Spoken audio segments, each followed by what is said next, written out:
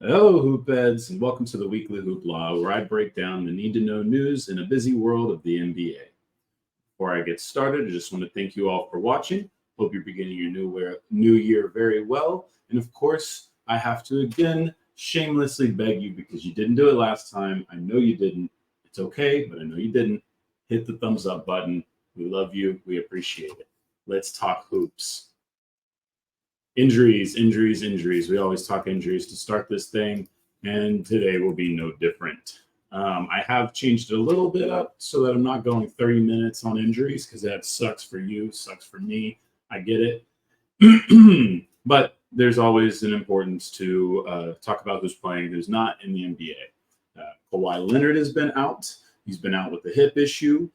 Played in the first 27 games of the season. Looked amazing.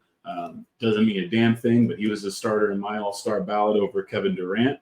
I kind of penciled LeBron in, just assuming LeBron's earned it, but it's LeBron. So I've had Kawhi there. It's been an important season for the Clippers in that regard. Unfortunately, this hip issue has cost him the last 4 games, and we're not real sure as of today, the first, whether or not Kawhi is actually going to play tonight. So it will be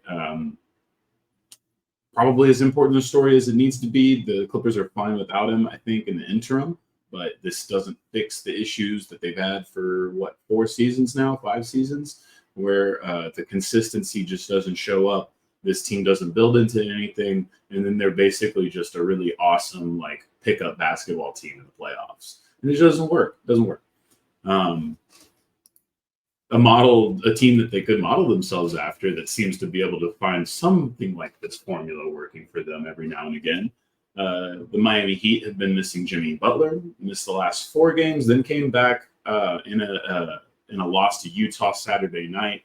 Probably shouldn't have had him in this bracket, but we're still probably going to expect Miami to be very cautious with him. They haven't been that cautious with Bam's hip since he's been back, but we'll see if that is something they'll play with. We know the Heat. We know they don't care. I'm not going to keep reiterating it. They're working to an end goal that's very long and down the line. And to see them punt games, to see them not be afraid to rest guys in and out of the season is not surprising.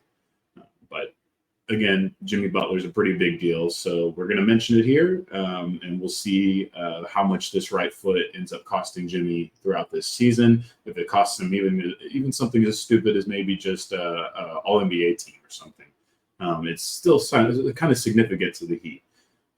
Gabe Vincent, former Miami Heat member, current Los Angeles Laker. For SEO purposes, we're to say that again. Los Angeles Laker, teammate of LeBron James. SEO guys, we gotta play the game. YouTube makes the rules, I don't.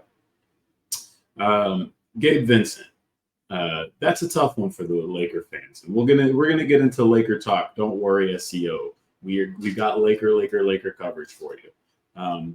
Knee surgery, it was an issue that was lingering. He had been out. This time they went ahead and just escalated it all the way to a surgery. Now that's an 8-week recovery period starting the 27th of December. So we're not even a week into it as we talk right now. I look at my handy dandy calendar right now, and my brain's looking like 8 weeks is past the trade deadline. I would think.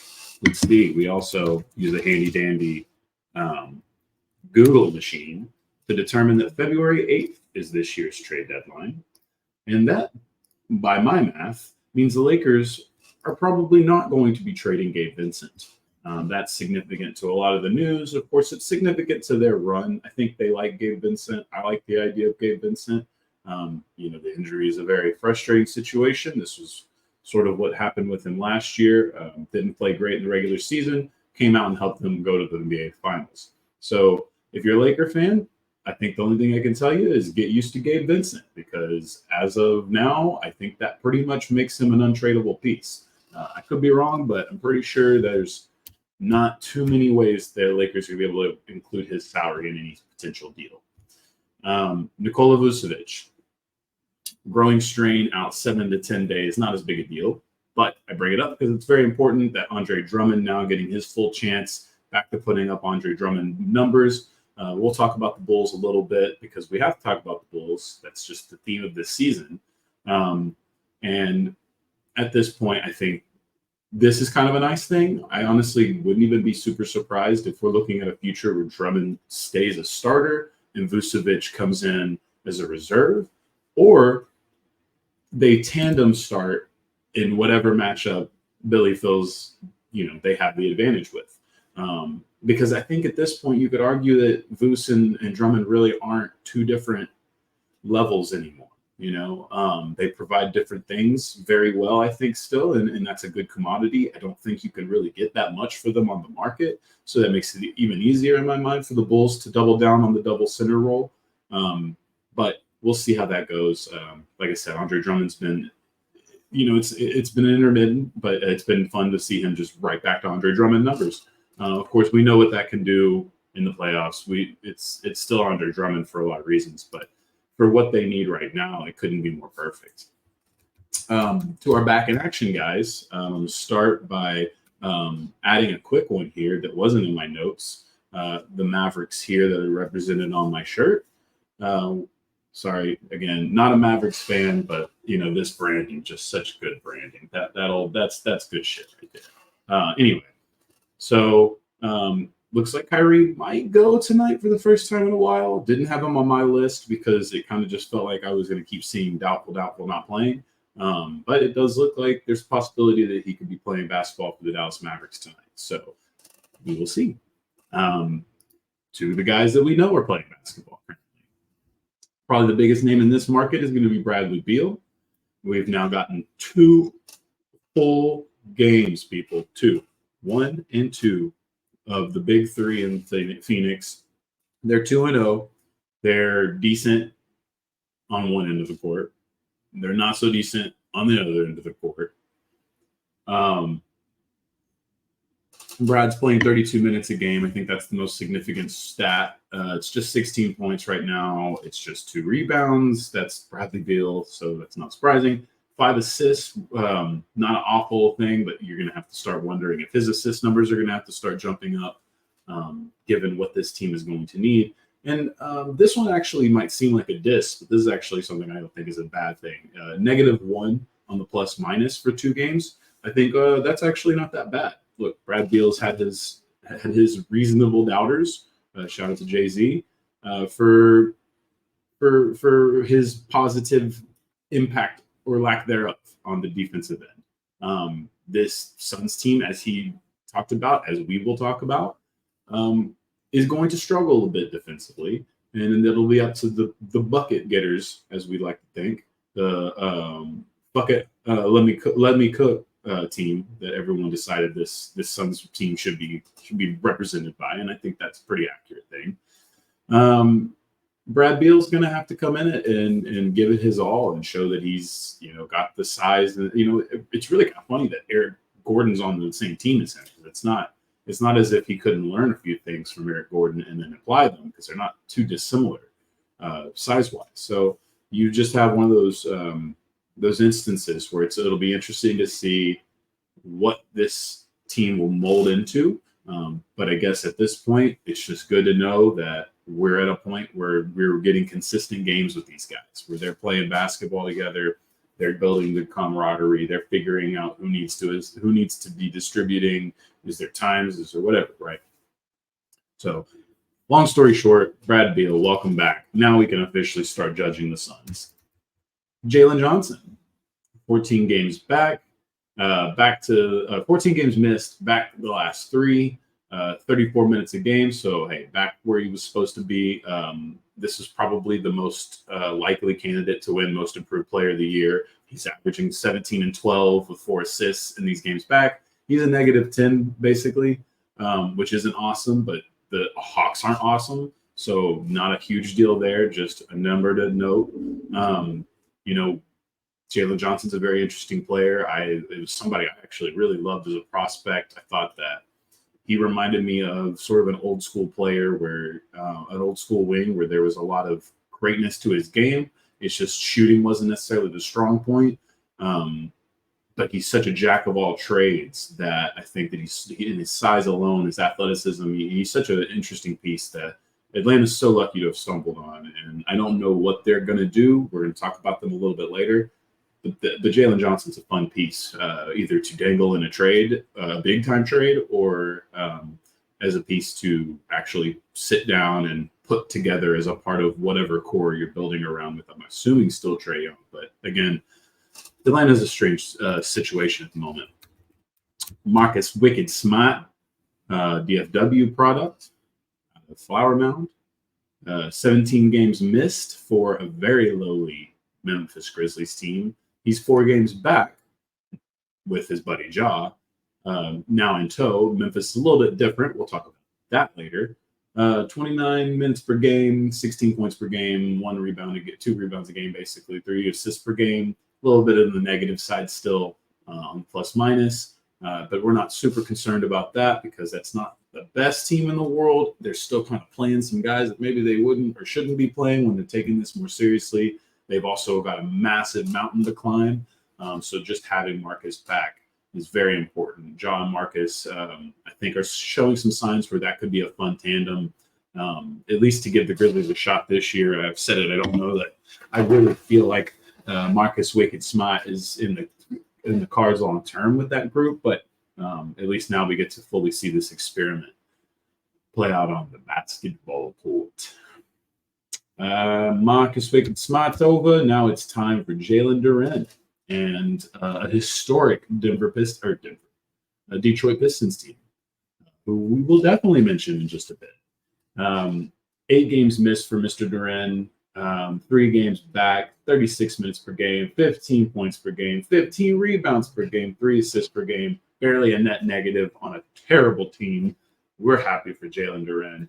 Very, very happy for Jalen Duren. I think it's very fair to say that if he hadn't missed 8 games, that the historic Pistons may not exist, but they do.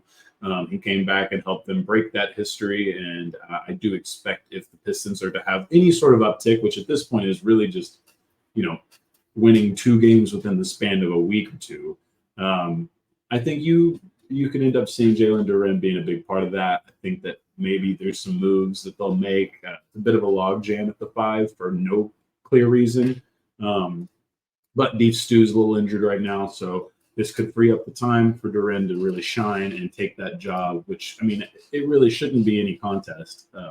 Monty Williams is a little bit of a curmudgeon-y old man when it comes to coaching, but, I think even he can see that Jalen Duren is one of his 3 best players moving forward. So hopefully that continues. And then for the Dallas Mavericks, back to this Mavericks team, did have this one on the notes. Josh Green's been back, missed 12 games. Now he's back for the last 3, 20 minutes a game, 7 points a game, 1 rebound, 4 assists, a little bit on the positive side, net negative, right? So that's why you love Josh Green. He's an interesting piece. I think I've said it a bunch of times, and I'll continue to say it. I like Josh Green, but I think it's fair that the Mavericks should utilize his contracts and his talent to find an addition as soon as possible and not sit on this player for too long. I think he could probably break out a little bit into somebody else's rotation, opportunity, a little different play style. But I just don't love his fit for the Mavericks as much anymore. And so it's somebody that I do expect Mavericks to continue to play while they shop him. All right. That's it for the injuries. Not too bad. The generalities, the news and the rumors. Well, it took a while, but we're finally here. Trade season has begun. The Raptors and the Knicks were the 2 teams that did this, which is surprising because if you've been watching the Weekly Hoopla, why would you not? These 2 teams have been suing each other.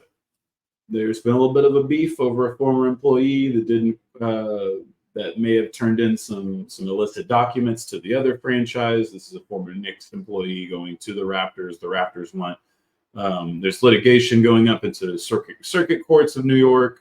New York they're basically like, yo, can y'all handle y'all's own stuff? But the Knicks are mad because they think Silver's in on the Raptors.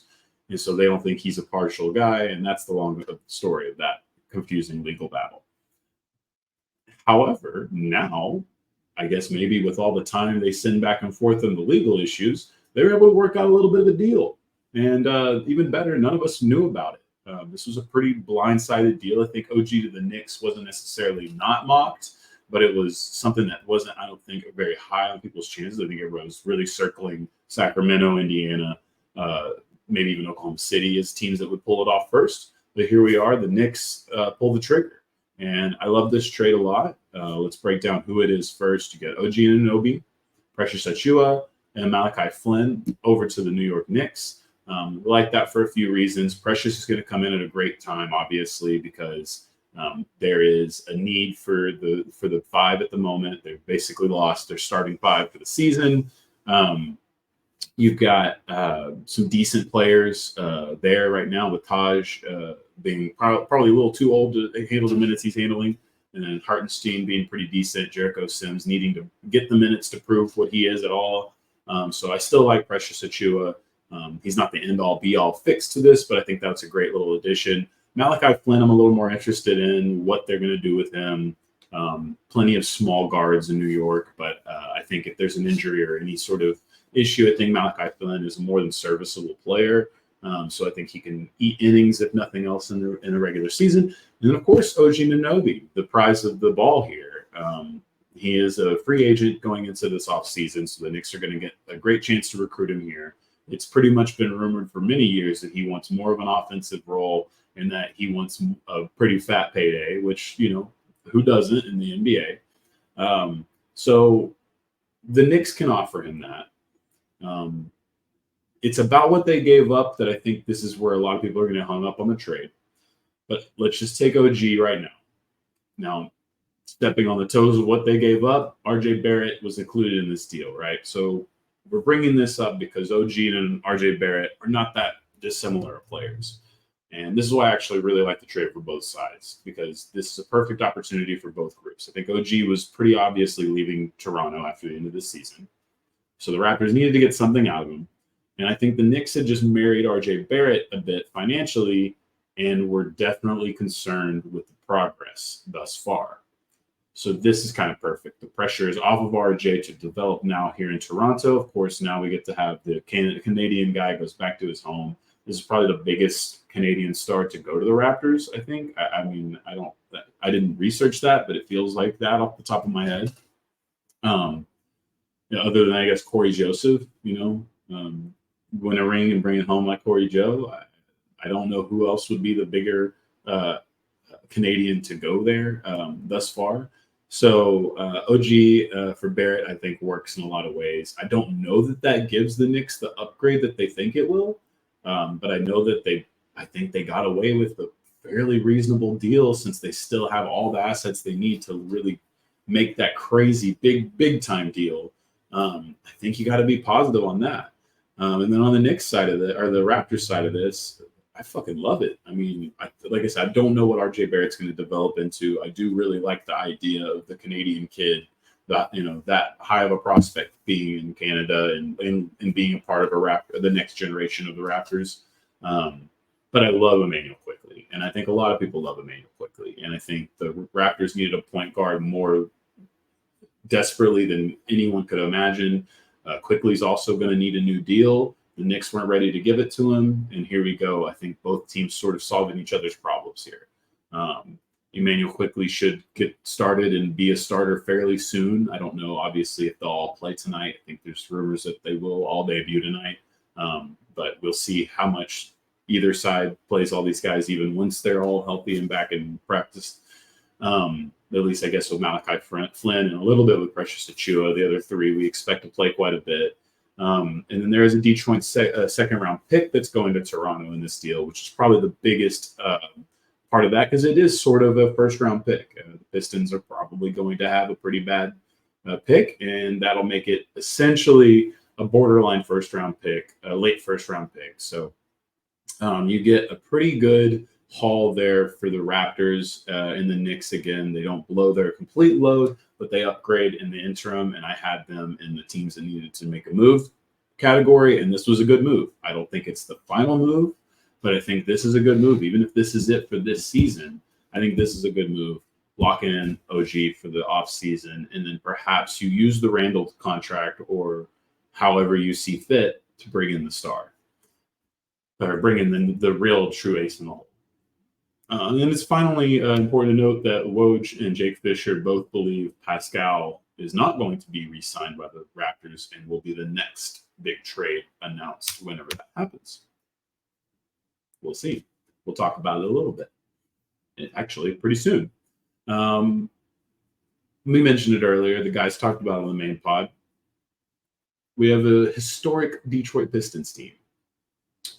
27 and counting when I started to write these notes. That did get to 28, a record. Thankfully they were able to break it against said team before, noted in the issue before with the Toronto Raptors. They kind of caught them at a perfect time where the Raptors had just come off a tough game against Boston. Then there's a trade in the morning. You're talking about the next night that you got to go out there and play this really hungry, feisty Pistons, super desperate Pistons team, and then they just couldn't quite stay in that game. It was pretty much a game the whole time, but they just couldn't quite take a hold of the reins and win that one. The 27th loss or the 28th loss came at a pretty tough way. Cade Cunningham had as about of a great game as we could have possibly imagined. Or no, that was 27. Boston. 28 was Boston. So 27 is against the Nets. We think, hey, this is their chance. 41 points, 9 rebounds, 5 assists from Cade Cunningham. Pretty much has a perfect second half of the game, and just not enough to beat the team. A pretty mediocre Brooklyn team, and of course that slipped into the next game against Boston. That's when they hit the 28. And then finally broke it with the Raptors. A lot of interesting quotes have been said. I'm not going to give all of them out there. Cade Cunningham sounded like Sun Tzu, thinking about how every loss is a new chapter and a new way to think about things. For one, that's hilarious. For two, that's actually really awesome, and I love that mentality. It is a little corny, I'm sure, to some people, but that's actually pretty well needed in a tough job like the NBA and in a tough gig like Cade's got, where you don't know how long the losing is going to happen. You could lose your entire career in Detroit before you ever win anything. That's happened to plenty of dudes before. Not a shot on Detroit, just a shot on the reality of playing for bad teams or getting drafted to bad teams. Tom Gores, the majority owner of the Pistons, says he thinks changes are coming. This is pairing with rumors that they're buyers. The guys talked about on the pod, the Miles Bridges thing is very true. Pascal Siakam, also a rumor that they've been in on. They were in on OG rumors before, obviously now they won't be. So it's an interesting concept to think that they're not going to sell on the talent they do have, the old guys that they have. Not obviously the young guys, but the older guys.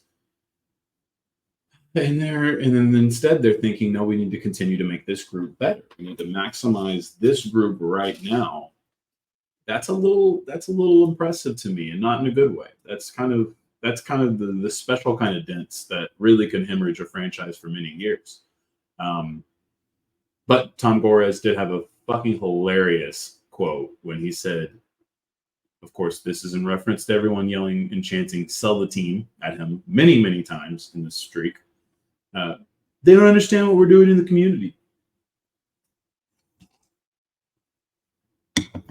Yeah.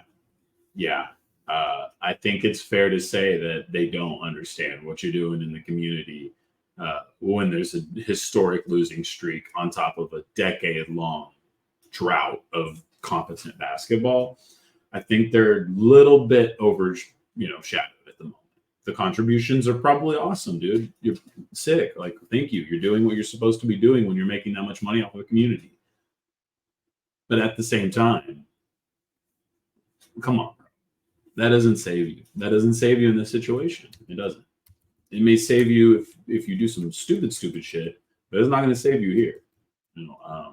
You're supposed to field a competitive basketball team, and you've not done that for almost a decade. Since moving the team back into the city. There's every reason for Pistons fans to be absolutely frustrated because it's been bonkers. You did the tank thing right, and then you just didn't, and then you just decided you guys aren't that. You're just going to accelerate the tank without any real piece that accelerates the tank. So it's frustrating. Luckily, they have talent. Luckily, Jaden Ivey, Cade Cunningham, Jalen Duren are fucking amazing players. I think that they will continue to get talent. I think there's probably still talent on that roster that needs to shine. We shall see. But going on to another team that expedited a rebuild and then somehow bumblefucked their way into a super team, the Phoenix Suns. I know I already talked about it a little bit, and things are getting a little bit better. What wonders a week in the NBA can do, because this is just my order of notes in what I would like to call a sunny disposition in Phoenix, right? So this all sort of starts. We talked about it. If you're watching basketball, they haven't been perfect by any means. They've missed all of the big three really hasn't played much until recently, as I noted earlier. So things are potentially getting contentious. Well, then we have this string of events happen. Eric Gordon first publicly calls for the ball more.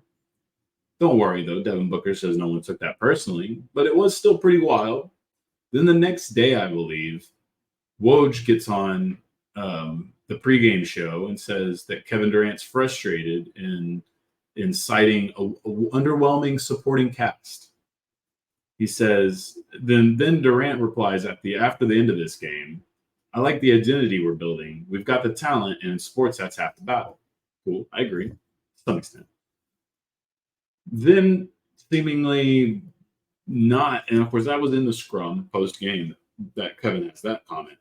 But then later on, gets on an IG comment and just eviscerates Woj for essentially fabricating this story. And here we are again, sort of deja vu when it comes to Durant and his the drama around his teams.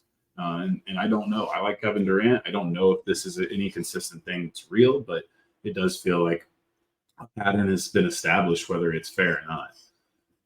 Then in the game that we're talking about, Devin Booker gets caught on the rim mic saying, "You're really going to turn the ball over and not run back?" Which is just a hilarious thing. And very happy it happened. Of course, that also isn't a big deal. Guys talk pretty shitty to each other on a regular basis. I think for this one, it's just as simple as, hey, you got to keep people in check. He's the leader of the team. It just sounds bad given the losing, given the rest of the stuff. It just sounds bad. It wasn't that big a deal. I think it definitely got blown up a little bit. I thought it was just funnier than anything. Then you have Kevin Durant getting a 16-assist night to sort of respond to all of this on the court. And then now you have Brad Beal back. So, you went from pretty dangerous spot. That's preview for later on in the show. Still in a dangerous spot, because that's just how the nature of this business works. But at least you have the three healthy, allegedly. At least you sort of can start to mix this thing together. Now we're in the point of transactional periods where you can say, hey, we don't have defenders. We don't have this. We don't have that. What can we possibly cobble together to give us that, to give us any closer to that?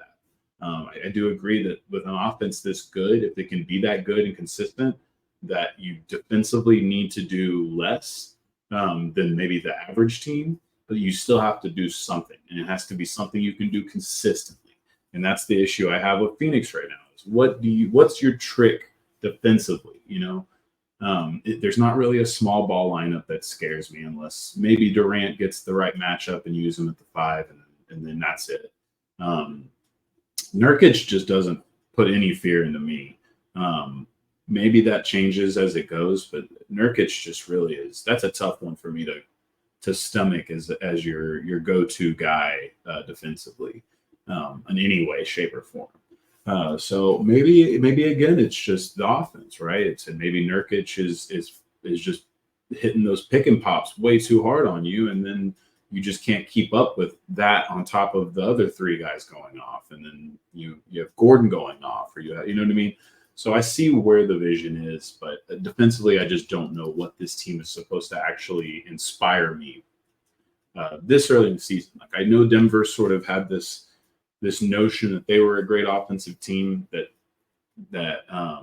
won a title, or the Warriors are great offensive teams that won titles. But those are still great defensive groups. groups. I think maybe last year's Nuggets aren't the best of all time, but they had switchability, they had the rim protection, they had the guy, the one stopper they needed, and then they had a lot of high IQ players playing their ass off. And I think that is a formula that can work for a team that doesn't have all the elite defensive talent in the world. But it's still much, much better than what we're seeing currently with Phoenix, and what we've seen a lot with some of these super teams is when you have the three guys, offensively you can have a fun group, but defensively you're not competent enough most of the time. So yeah, that's it. We'll see how the Suns go. We'll talk about them again a little bit. Luka won Christmas Day. Too bad it was the late game, and I'm pretty sure most people were watching what some were calling the race war in the NFL world. The Mavericks kicked the shit out of the Suns. Luka was the fourth to score 50 points on Christmas Day, following Bernard King, Wilt Chamberlain, and Rick Barry. Second youngest to 10,000 points behind Michael Jeffrey Jordan. And I just wanted to note that it was a fun game. Luka's been as amazing as he could be. The conditioning is awesome, but the effort is better. The little things matter. The calmness is sort of there. The free throws are sort of there. Will those stay consistent? We'll see.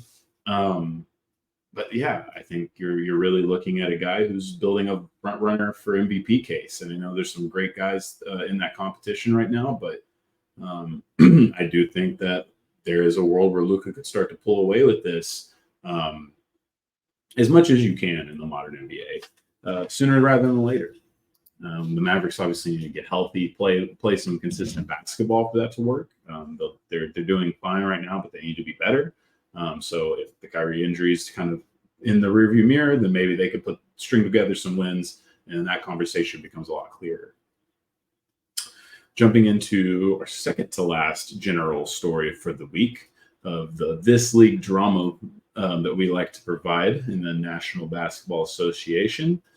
Steve Kerr was pretty animated at the refs after his Christmas Day game, lost to Nikola Jokic and the Denver Nuggets. He, quote, said people are BSing their way to the free throw line. And he thought the second half of that game was disgusting. He couldn't even watch it. So I have a few things on this.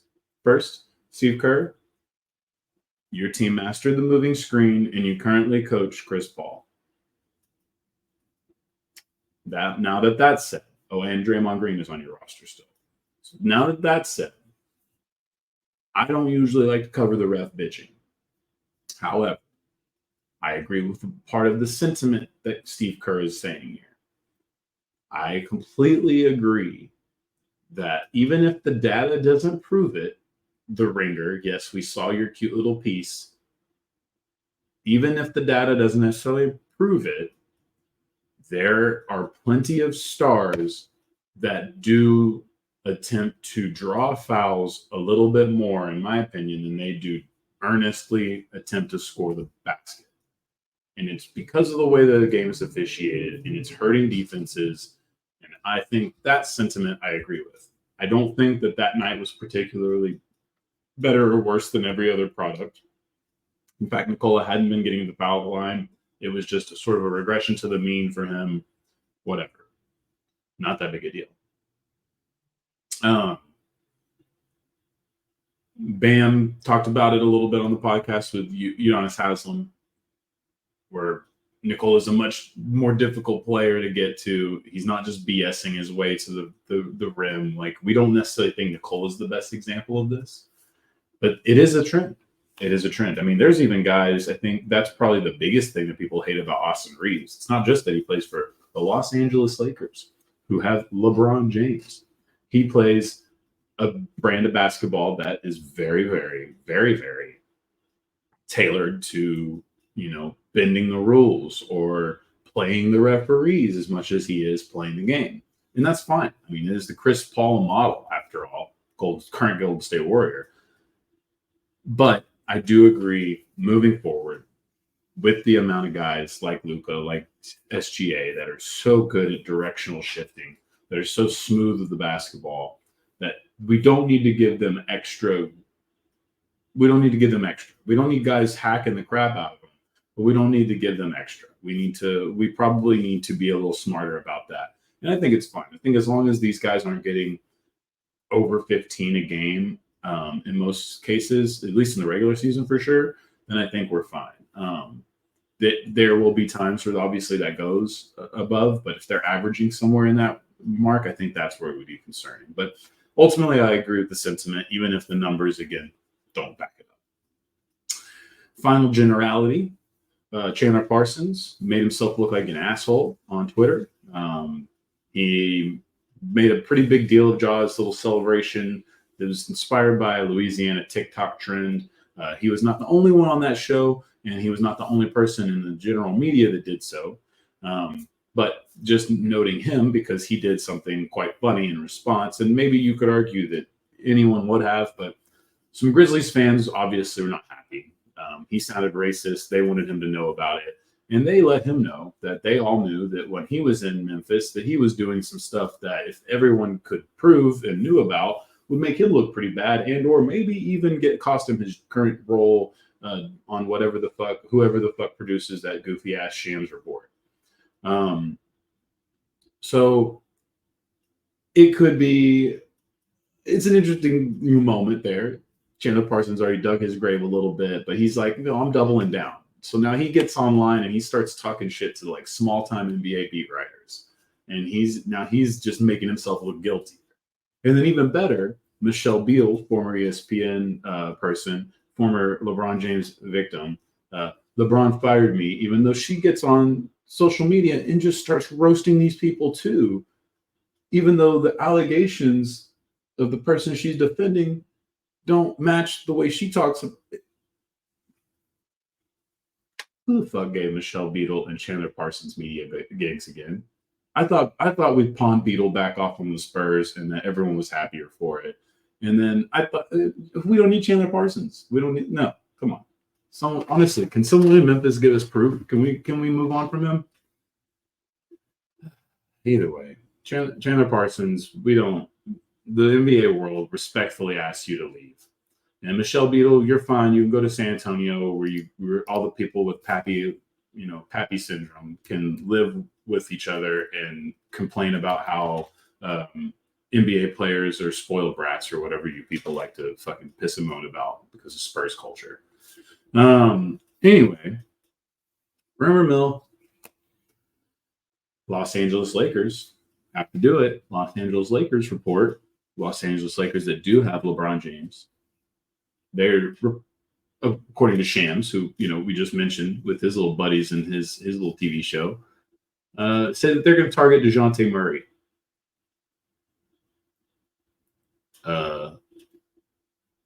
Like in the off season, because they can't trade multi first round picks till the draft. So are the Hawks just selling on it? Like selling? Mark Stein says they're selling, or they have them on the table. But what's the price really? And then is that the next Knicks move? Obviously this rumor started coming out before the OG trade. Then you have this interesting conversation about, are the Knicks in on getting DeJounte to pair with Jalen to add to this collection of talent? Or are we seeing an issue where a CAA clutch beef could still be an issue?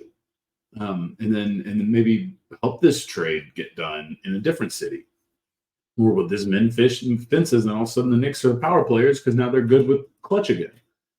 It's very strange how this is all sort of devolved from the Hawks just screwing up their attempt to move into the future, right? Because it does feel like DeJounte Murray isn't the same player. It doesn't really feel like he's very happy. It feels like it's kind of a necessity that they move on from this player eventually. But it does feel like that's an off-season move. Maybe it's coming at the deadline, but who knows? And then finally, NBC Sports' Kurt Heelan says the Lakers and LaVine is basically an unlikely deal. And then Woj even went as far as say that the Zach LaVine market is barren. I talked about it before. That makes sense to me. I think there's only a few teams that even can take on Zach LaVine's contract and still be competitive. The Lakers are kind of one of them, but I'm not surprised that the Lakers are looking at even that task is too tall for them. I think that's actually very responsible for once. That I do think that maybe Zach LaVine, while he could add a great flamethrower to your two defensive stars, might take away too much salary from building out the rest of the roster. Who knows? We will kind of talk about why that is a necessity for the Lakers in one way. I just don't know that LaVine is the guy that you need to rush for.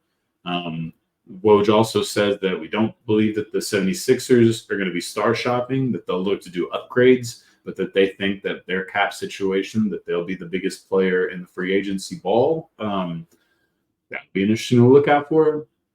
And then Andrew Wiggins could very well be on the table at Golden State. Tim Kawakami says that they could be exploring those options. I think when it makes sense is to first, are you stuck with Draymond Green is probably the right way to look at that question. Not should we trade with Draymond? What could be good is, are you stuck with Draymond Green? Because I think the answer is yes. So if you accept that into your heart and you think, okay, Jonathan Kuminga has taken a nice little leap here. Let's not sell on him. Andrew Wiggins has stunted. We got the title out of him. Maybe now we utilize him to help transition into the next version of whatever the Steph Curry Warriors are. I don't think Clay is necessarily a guy you can trade either, so it's just one of those things. I think Wiggins is the easy odd man out, and I do look for Golden State to remix this group a little bit. Maybe they use the Chris Paul trade. Or trade chip. I just don't know if there's something out there for them that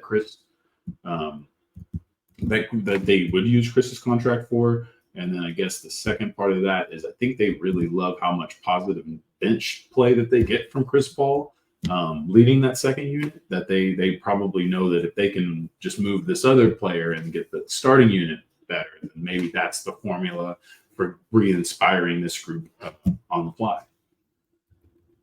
All right, moving into the quick hitters before we wrap up.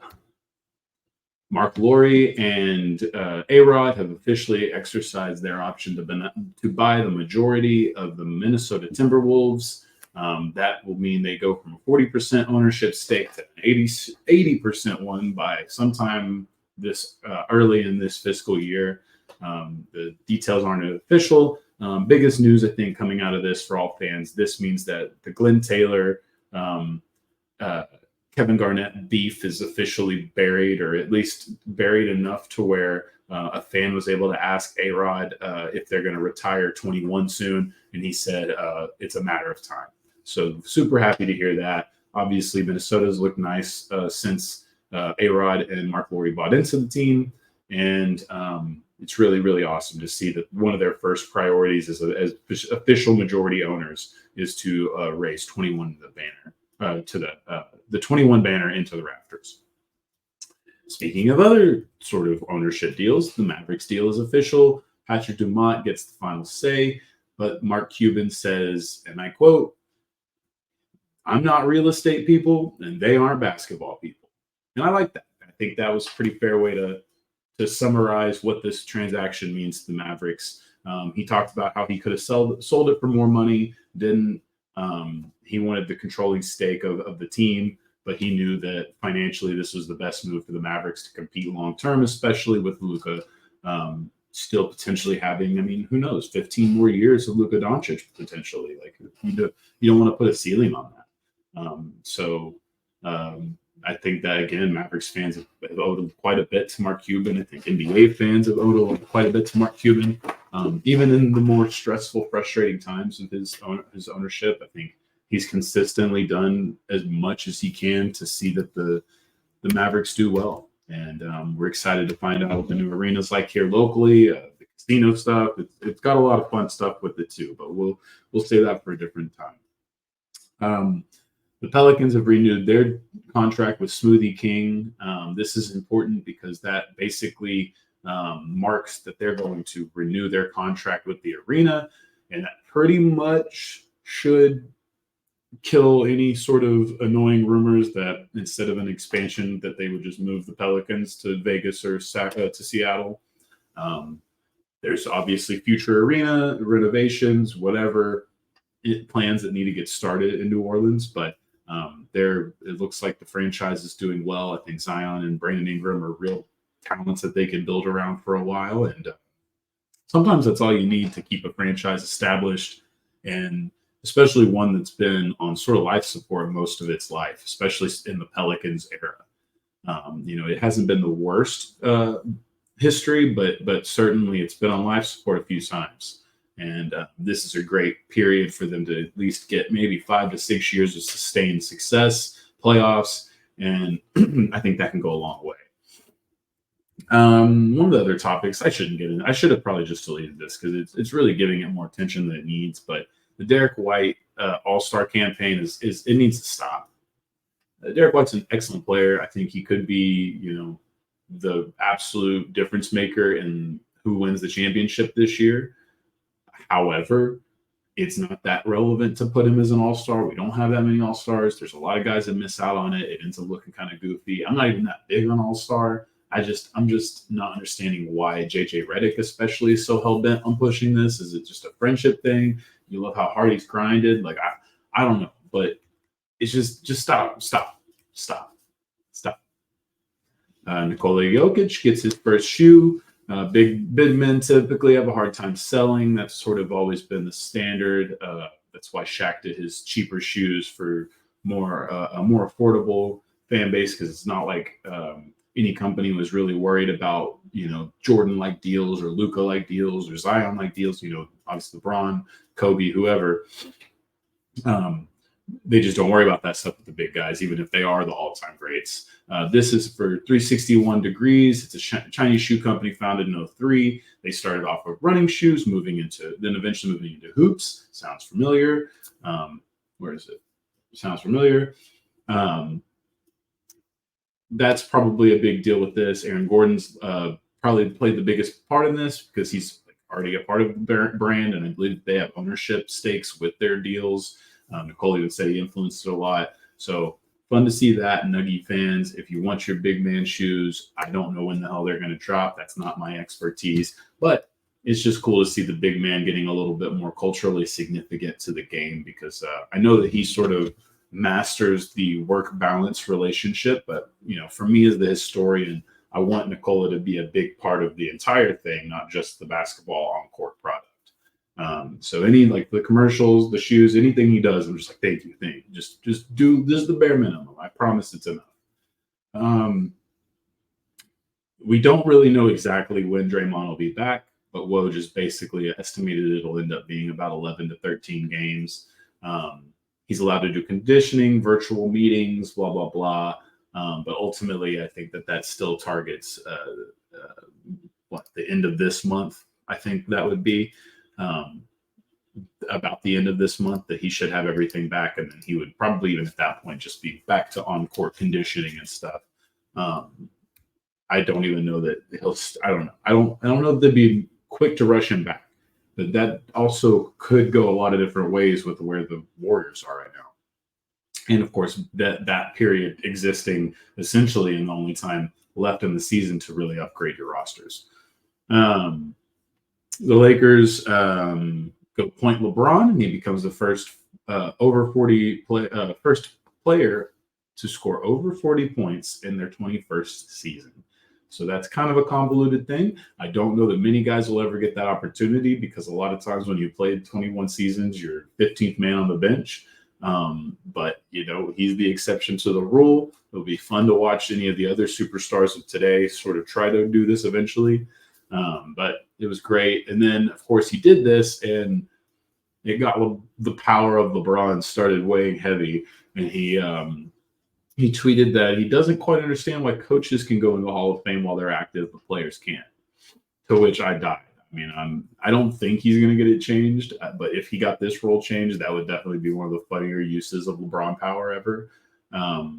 And then my guess is also that the average age at retirement is different. So I think they do that for coaches so that like people like Pop don't coach till they're dead and then they never get the opportunity. I think that's it. But either way, just thought that was fun. Happy retirement to Goran Dragic. In a sort of sneaky, obvious but not obvious thing. He obviously didn't make a roster this year. Injuries had started to derail the last few years of his career.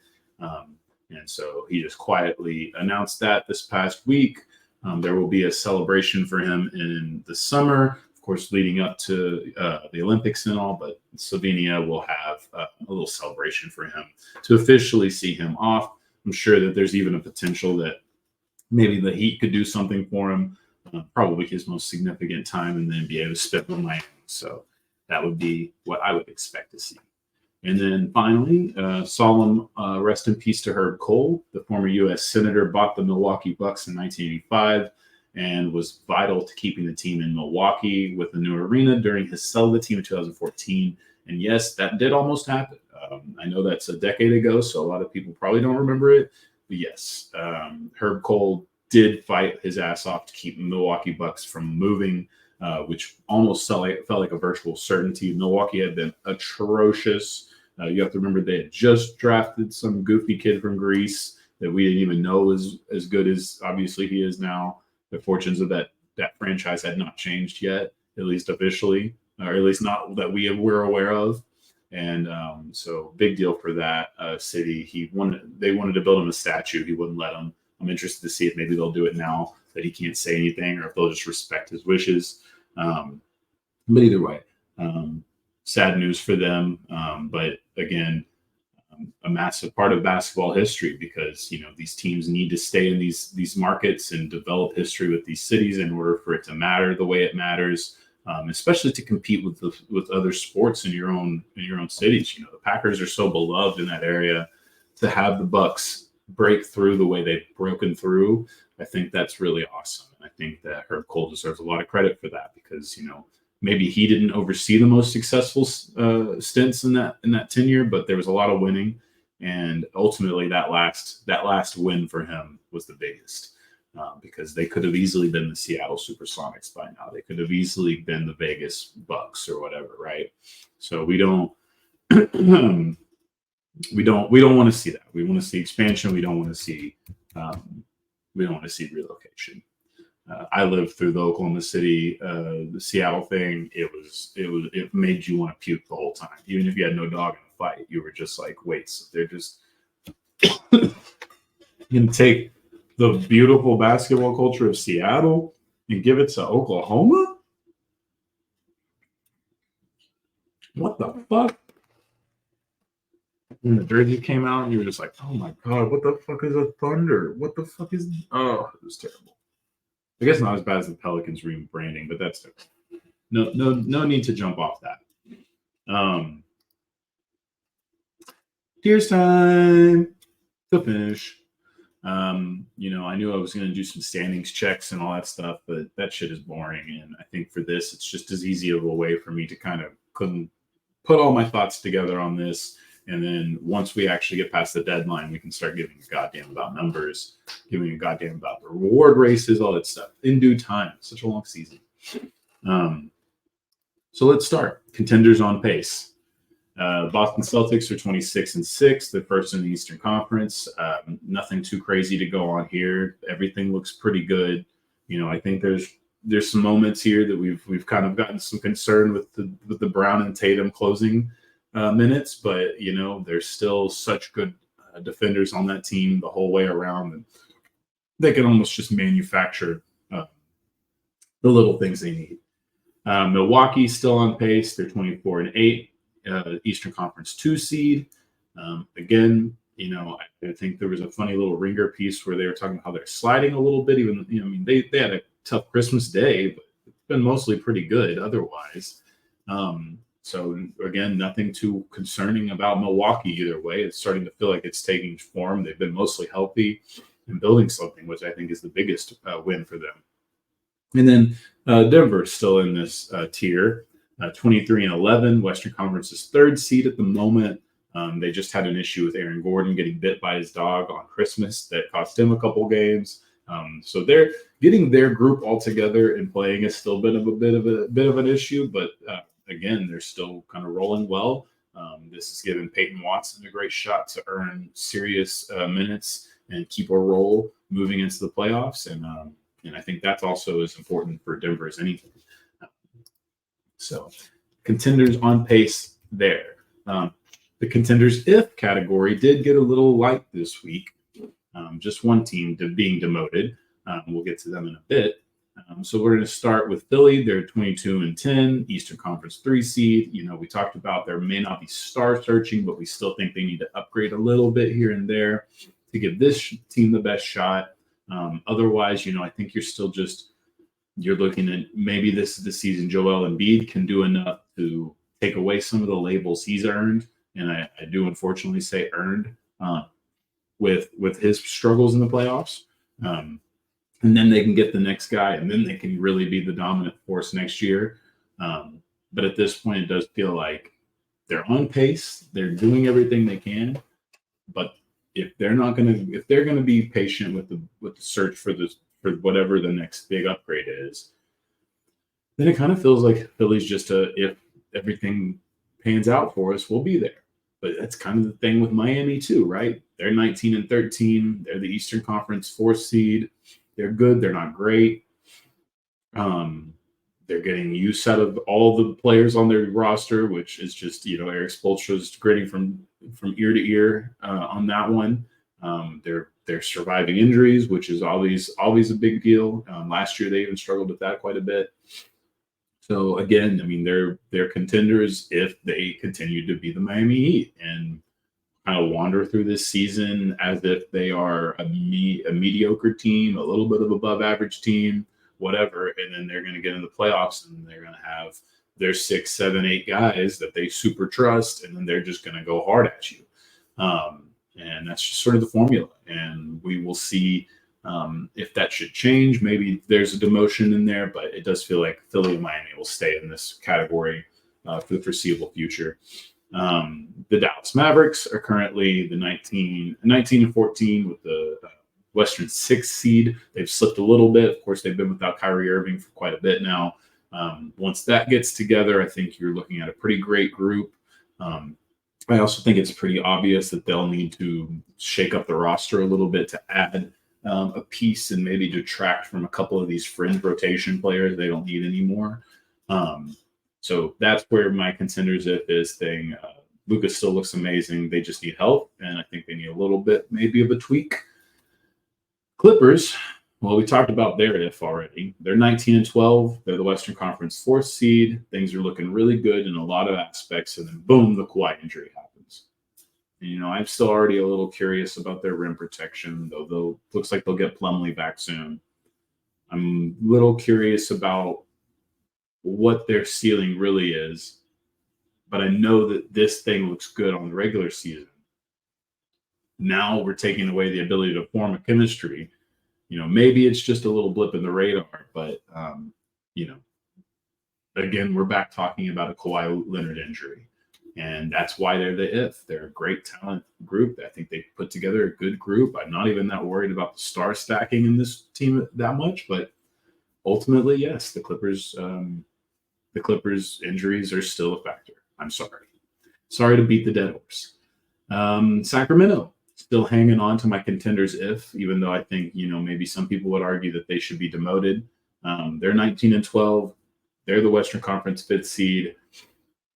So I really can't do that in my mind. I think they're still pretty good on everything. But yeah, there's been plenty of not regression from De'Aaron Fox, but if anything, the progression of De'Aaron Fox is what's keeping them here.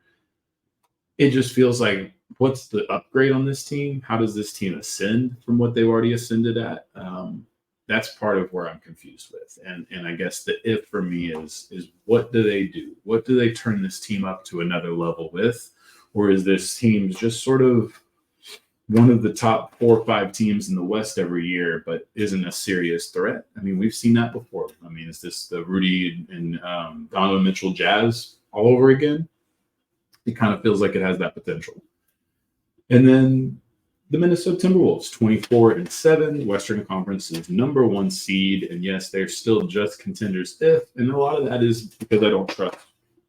I don't trust it all the way. I love it. I'm very excited about it. I just don't trust it a lot.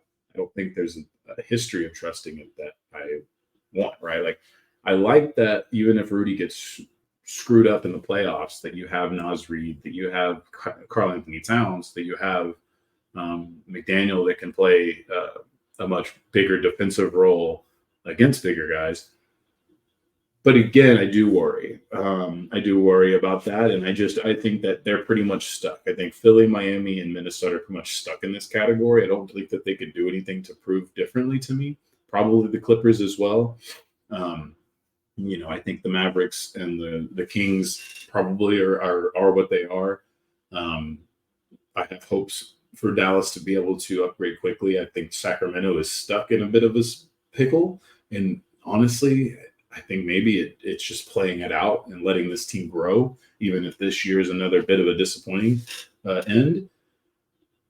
But, I think that still leaves you in the contenders if category, because if you're giving yourself a regular shot at the top 4 of your conference every year and you're staying healthy and you're building on a group instead of selling it off or auctioning it off or adding pieces that don't necessarily fit, I think that's all positive. I think that deserves to be in there. Teams that are in need of a change. Well, unfortunately, 2 of these teams have still not made a change. One of them, or 2 of them, were able to leave on the same transaction. So Toronto and New York, you will be in a different tier. This one, we do have Atlanta at 13 and 19, the Eastern Conference 11th seed. I think that to say that that's a disappointment is an understatement. I think that we all liked Atlanta a little bit, but we knew that it still didn't quite feel like a great team. And again, to see 13 and 19 this far into the season, injuries or not, is more than disappointing. And that's why I'm not surprised to see the DeJounte Murray rumors. That's why I'm not surprised to see even maybe some Trae Young talk down the road. I think that's way too premature. This team needs to remix it up. I don't know if they can do it that quickly. I don't know what it is, if it's Capella and Murray, if it's just one or the other. You got to switch this up a little bit. Because I think missing the playoffs this year of all years would be a travesty. I mean, or at least the play-in. Even that's pretty bad, but at least to be a fucking play-in team. And then another Eastern Conference team, essentially their direct rival in this sense. The Chicago Bulls are 15 and 19, the Eastern Conference 10th seed. They've been much better than they started the season at, but they're still pretty much stuck in a loop here where most of the salaries not even being used with Zach LaVine not playing and or waiting on his trade. Then you still have DeRozan's extension that needs to get done, because if not, then it's is DeRozan headed to LA, Philly, Miami, New York? It starts to get a little confounding, I think. And perhaps that's where, even the Vucevic Drummond issue needs to be concerned. So it's nice to see Chicago having a little bit of an uptick despite all the drama they started the season with, but the change still needs to come. And then our first official demotion into the in need of change, the Los Angeles Lakers. Now, in the contenders prior to this, I have mentioned that their big if was a transaction. It wasn't just AD and LeBron's health. It was also sort of this figuring out of what to do with some of these fringe guys that you more or less re-signed for trading purposes anyway. And then I said, the longer you wait, the uglier this is probably going to get. Well, now they're 17 and 17. They're the Western Conference's 9th seed. And I think it's almost abundantly obvious that the Lakers are a team of guys that know that they're not all finishing the season with each other. And that makes it really hard for anybody to do their job. Darvin Ham can keep talking about how he's searching for rotations. Dude, you're not going to find rotations in guys that know that you're about to ship them off to another team within the month. So if I was the Lakers, and it's a tough road because it's a negotiation. You have to win these negotiations to continue the negotiations, or else you're out of poker chips. But it seems like if I was the Lakers, I would get that done as quickly as possible for both continuity purposes and to not slide any further, because this team is clearly not as bad as it's playing, but it just feels like D'Angelo, Rui. It feels like there's guys on this roster that just know that their days are numbered, and I just don't know how you succeed with that obvious cloud hanging over their heads.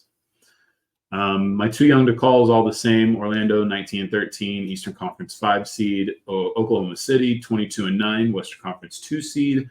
New Orleans, 19 and 14, Western Conference 7 seed. Only thing to really talk about here, Orlando still can't shoot. Otherwise, we love them. Oklahoma City, fuck, man, I might have to move them to contenders if soon. I'm not getting much of a choice. That team is amazing. And then the Pelicans. Zion taking some shit might have been the best thing that could happen to the Pelicans, because now this is starting to uptick in a consistent way to where, maybe it's still too young to call, but I think once I get to dissolving that category and sort of spreading them into either maybe mid, maybe even worst case scenario, better luck next year, but hopefully to contenders if, I think that's really fun. I think that would be, all three of them sort of are on pace for that. I think New Orleans, I'm a little worried about being mid, but we'll see. Our danger zone. Golden State is still officially in the danger zone, 15-17, Western Conference 11th seed. I thought for a bit that I had a moment where I could take them out of the danger zone, but I think the nature of the danger zone is once you're in it, you're sort of stuck in that danger zone for quite a while. Like, they might have to go on a 10-game winning streak for me to really believe that it's time to pull them out. Phoenix, though, has been demoted. Now, we talked about Phoenix quite a bit already, and that's pretty much why they're here. 17-15, Western Conference 8th seed. That's just not good enough for what they've put together, for the expectations of new ownership, for the comments that are being made, for the second guessing that's already being done. It's just in a dangerous spot.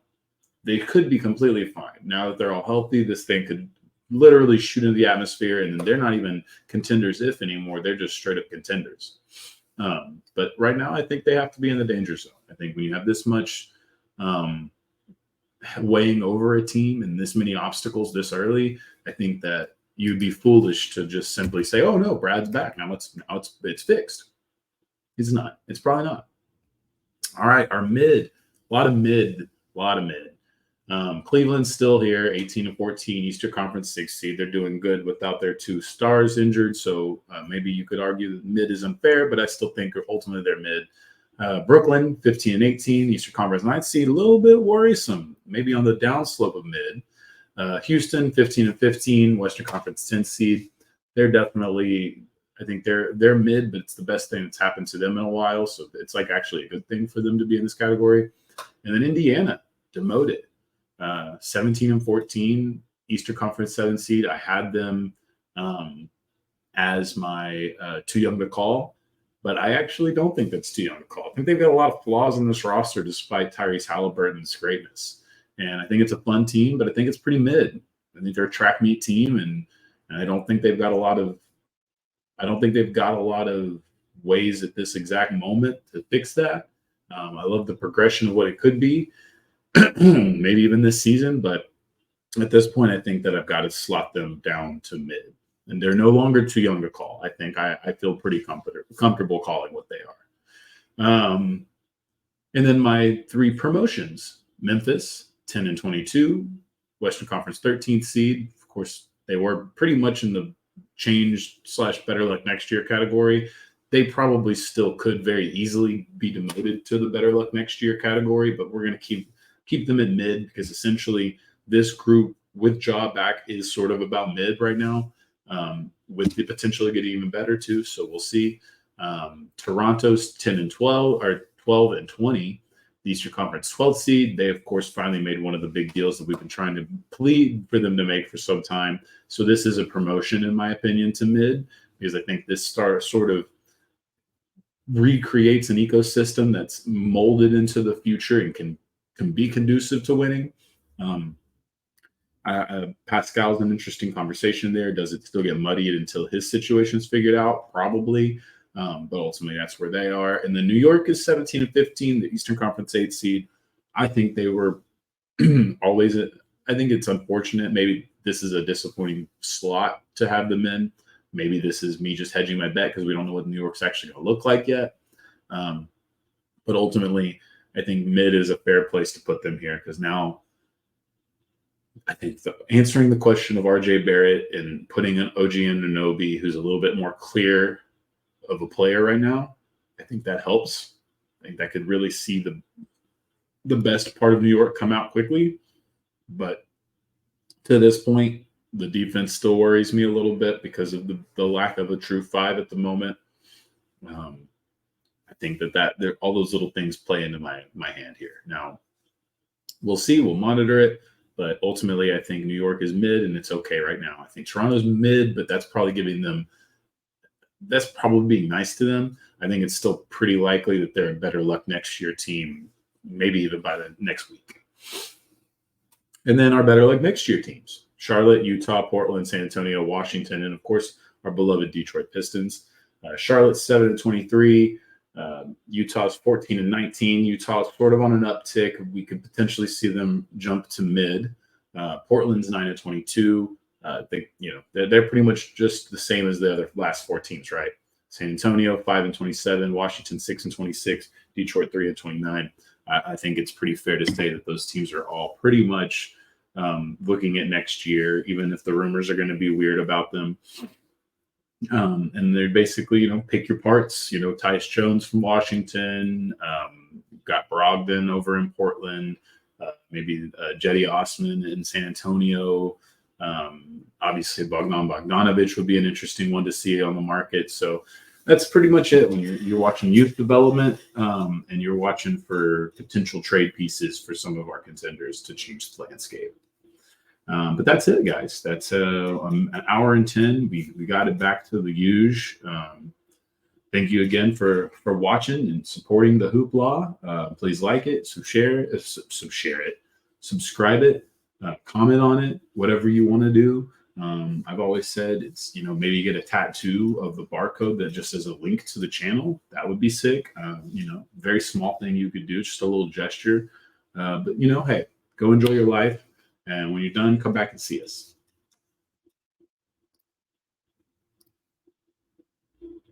Hitting the buttons hard.